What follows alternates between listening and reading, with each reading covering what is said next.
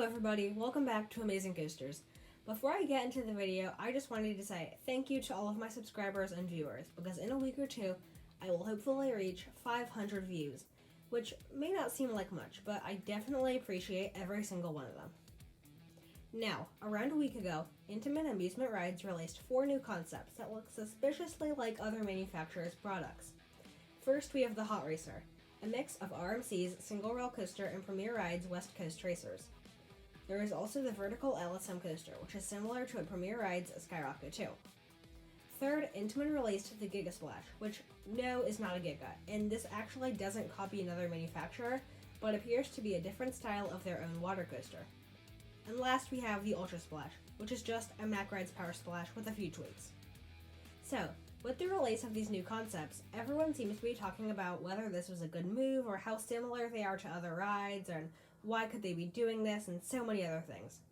But I've noticed that not as many people are talking about which parks could actually be the first to buy these models. So in today's video, that is what I will be discussing. First up, there's the Hot Racer. This is probably the concept that has the most people talking. I mean, it looks amazing. Intamin released 3 different potential layouts too. There's the Infinity model, which has a compact dueling layout. There's Overdrive, which is not a dueling design, but still a compact model. A standout element on this is the wall ride dive, which looks awesome. The last one is Autodrome, the largest of the 3 and has a world record for the most dueling moments on a coaster, 20. Again, these appear to be very similar to the RMC single rail coaster as well as West Coast racers. However, as far as I can tell, there are 3 main differences between this and a ride like Railblazer. The first 2 are the most obvious. This ride incorporates a launch and is dueling. The other difference is that the track is slightly different from RMC's. RMC utilizes a box design, while the Hot Racer has a track with a rounded bottom. Now it's time to look at who might get this ride. One would work very well at Energylandia, and they have worked with Intamin in the past with Hyperion. It would also be great for marketing purposes with Europe's first single rail coaster. Still in the theme of Europe, I would also like to see one at Walibi Holland, who have worked with Intamin on Goliath. In terms of North America, Six Flags and Cedar Fair right now are out of the picture. Neither of them have worked with Intamin in a while. They are too expensive for Six Flags and not reliable enough for Cedar Fair. However, after seeing how Pantheon turns out, perhaps they may turn to Intamin once again. So what about other North American parks? What about SeaWorld? I could see SeaWorld installing this at any of their parks, including the Busch Gardens parks, besides SeaWorld San Antonio. This is because they are right next to Six Flags Fiesta Texas, who already have Wonder Woman. Universal could also get one, and there looks to be something that resembles a Hot Racer in the concept art for Epic Universe. Lastly, I'm just going to say some park in Asia, especially China. China has lately been experiencing a boom in the theme park industry, so maybe some park will buy one of these. At the end of discussing each ride, I will name a couple of fantasy options that are unrealistic. But I would love to see one at Six Flags at St. Louis, Valleyfair, or basically any smaller park.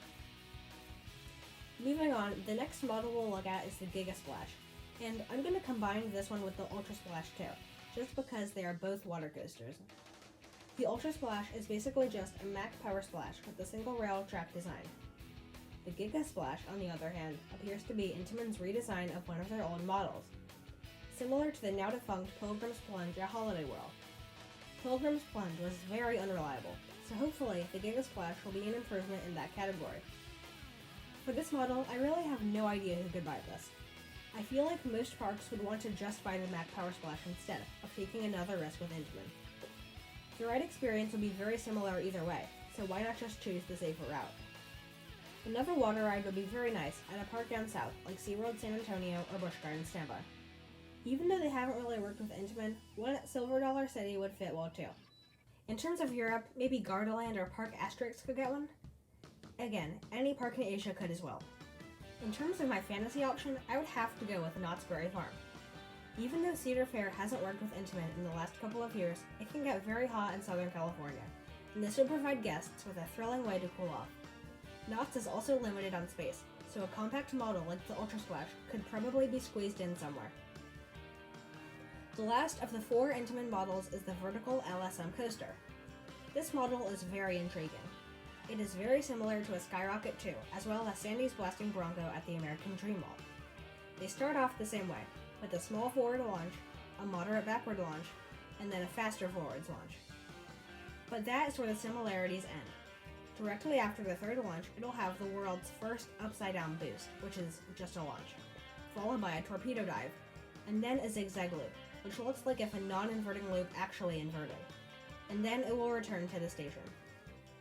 As far as I can tell, that makes a total of 4 inversions: the upside-down launch, the torpedo dive, and the zigzag loop, which counts as 2.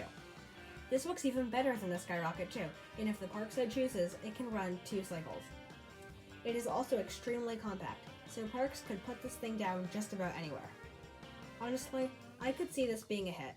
I'm not so sure on how the other 3 models will do, but I have a feeling that this one will take off. Again, I could see any park in Asia get this. As far as Europe goes, I would really want one at Phantasialand. They are limited on space, so a compact coaster like this would fit great, and they've worked with Intamin in the past, with Terran. So I definitely think that they should go for this model. In terms of America, any park could get this besides the Six Flags or Cedar Point, as well as some of the SeaWorld parks, because they already have a Skyrocket too. So one could definitely work at a park like Adventureland.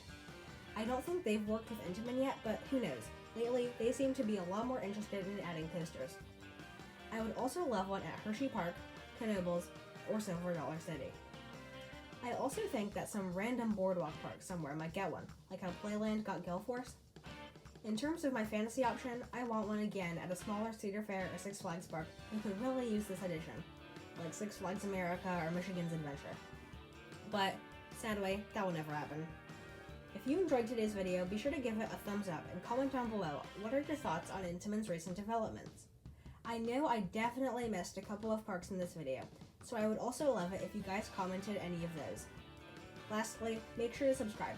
You won't want to miss out on any more content, and I'll see you all next time.